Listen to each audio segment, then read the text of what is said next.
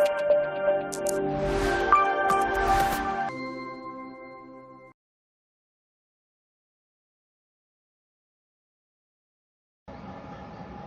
morning, children.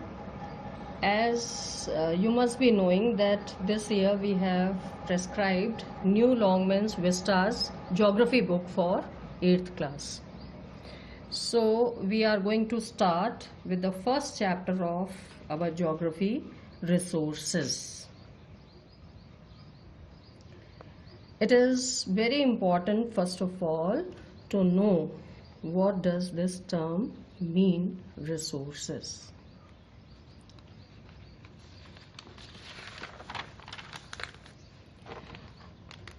As this is our first attempt, we have tried to make our video interesting and knowledgeable for you, and hope you will definitely going to gain something out of it.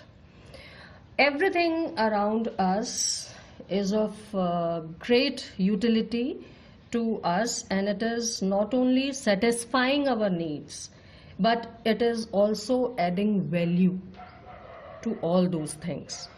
For example, whatever in our daily routine we are using, like clothes, transportation, books, water, food, electricity, all are included in resources.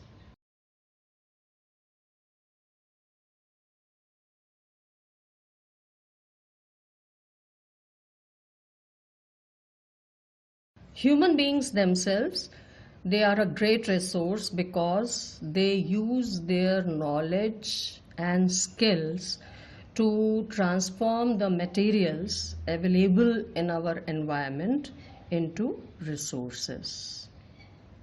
Can you see these pictures? All are included in our resources.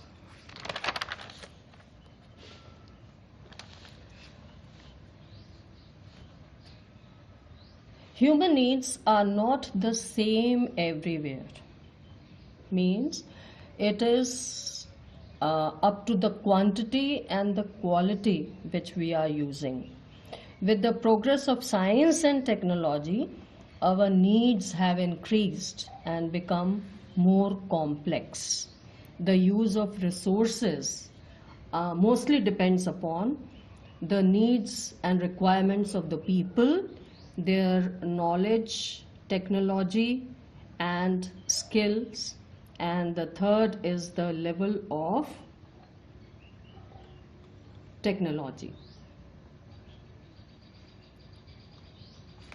In developed countries, resources have been utilized efficiently, whereas in underdeveloped countries, they do not have the required technology.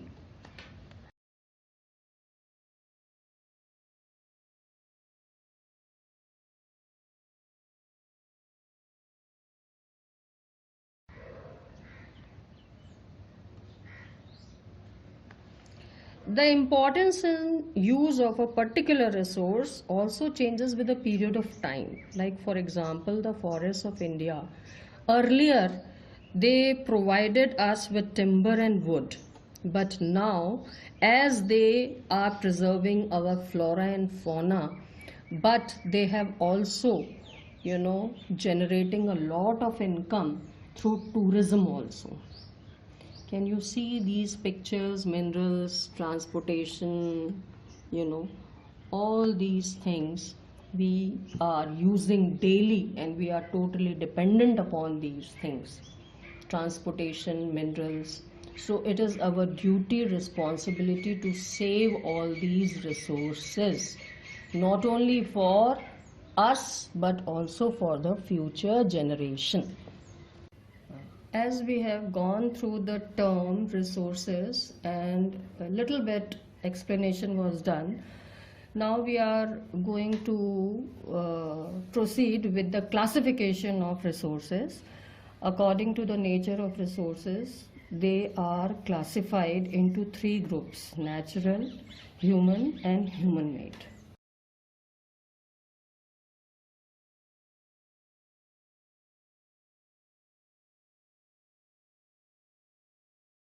All the resources that are obtained from nature, they are called natural resources.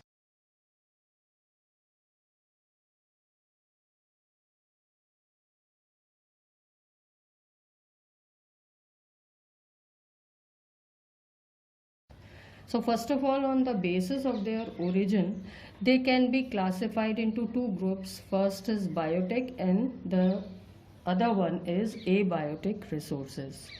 Biotic resources, they are obtained from living organisms like plants and animals, and they have the capacity to reproduce and regenerate within a shorter period of time. So that is why they are called as renewable resources.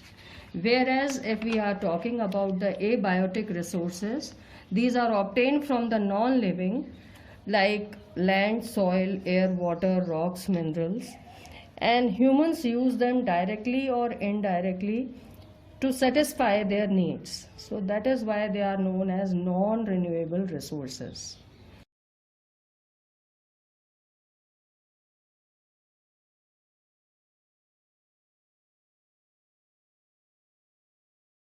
On the basis of the renewability, the natural resources can be classified as renewable and non-renewable. Renewable resources are those like sunlight, wind, water, sand. They do not get exhausted even after a continuous use. These are inexhaustible resources as they are limited in supply, but they can reproduce and regenerate. So they are called renewable resources, whereas non-renewable resources, they completely get exhausted after use and cannot be replaced.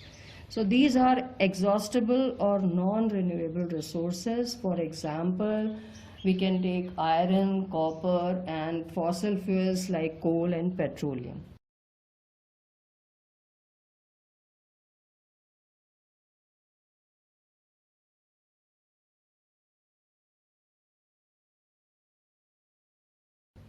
On the basis of their stage of development, natural resources can be classified as potential and actual resources. Potential resources are which exist in a region and could be used in the future but have not been developed yet to their full potential. For example, Africa has numerous waterfalls which could be harnessed in the future to generate hydroelectricity but not have been fully utilized. A detailed survey is required both for quantity and quality. Whereas an actual resource, these resources put to actual use as detailed survey is already done both in quantity and quality.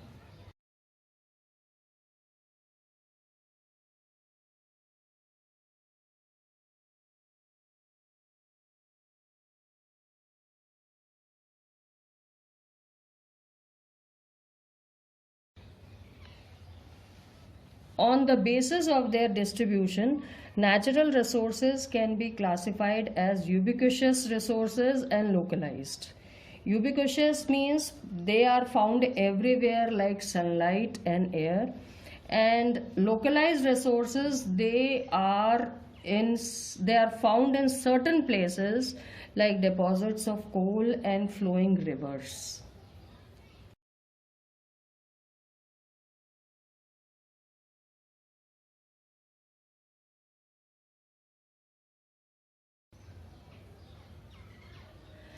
It is very important to keep in our mind that these resources are very valuable for us, and it is our responsibility not to misuse them but to preserve them not only for us but for the future generation also. The human resources include the quantity as well as the quality of the people. By quantity, we mean the distribution and density of population, as well as quality refers the physical and mental ability of the people. Economic development of any of the region, of any of the country, depends upon human resources only. Developed countries like USA, the people of this region, they are highly skilled and efficient, and they know how to make proper use of these resources.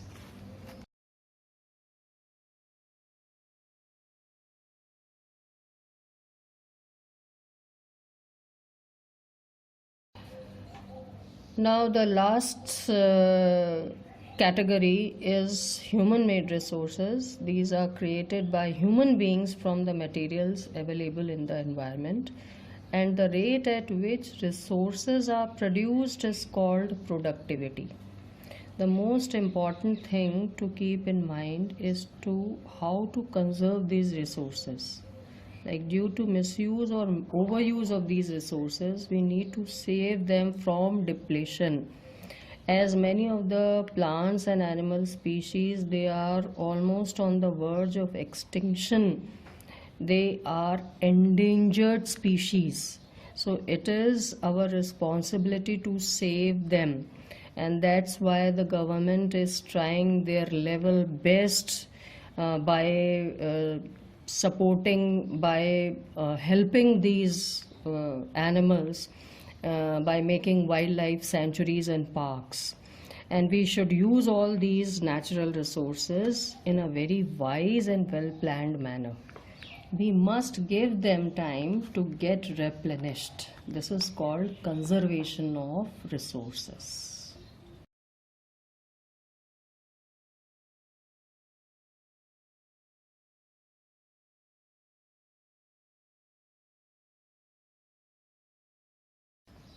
The last topic of the chapter is very important, that is sustainable development. Sustainable development means development that takes place without damaging the environment and to preserve our natural resources, not only for us but for our future generation also.